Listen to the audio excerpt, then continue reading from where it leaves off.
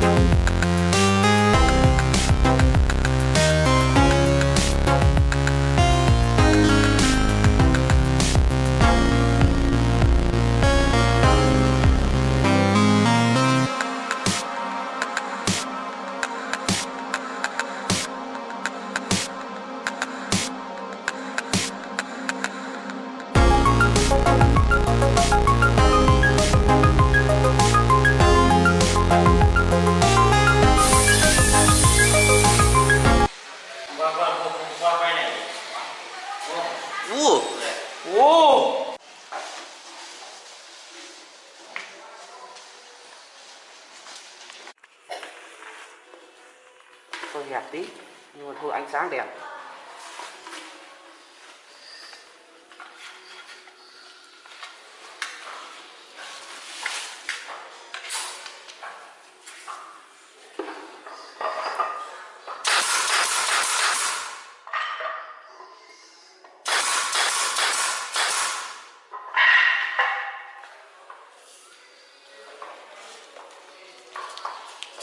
Anh xem cái gầu hết quá nó để đâu rồi? Nó đòi từ nhà cơ. Đâu làm gì quá đi. Ở ngoài chỗ vườn nữa mà. Hả? Ở vườn chỗ mà tưởng mà. Tưởng là vườn trưởng chứ mình cái.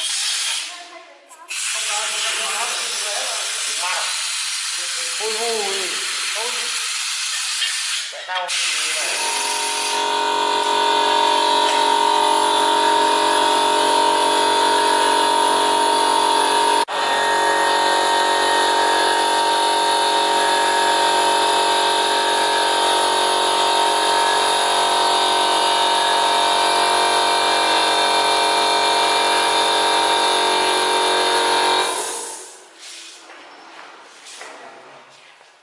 nó biết mặt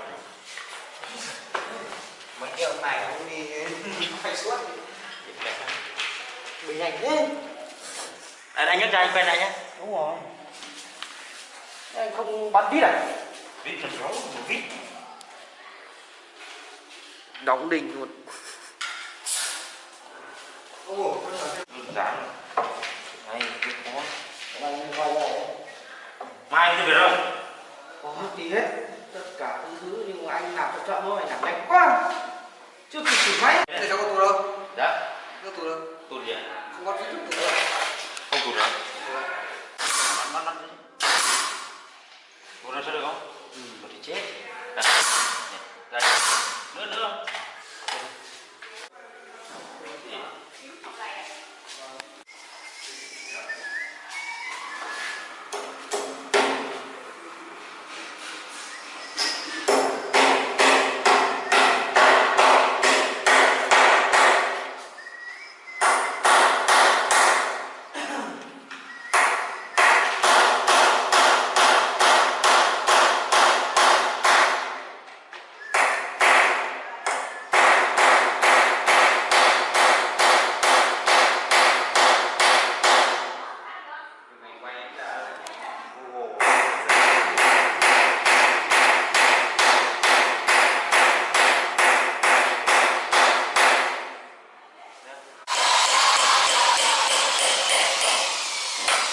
Cái mà.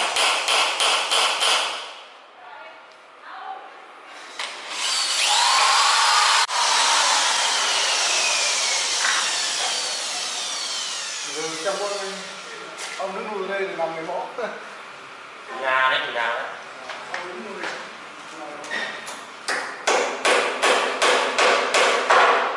Khoan này luôn để em. Người đỡ được quả hình đẹp đẹp. Hả?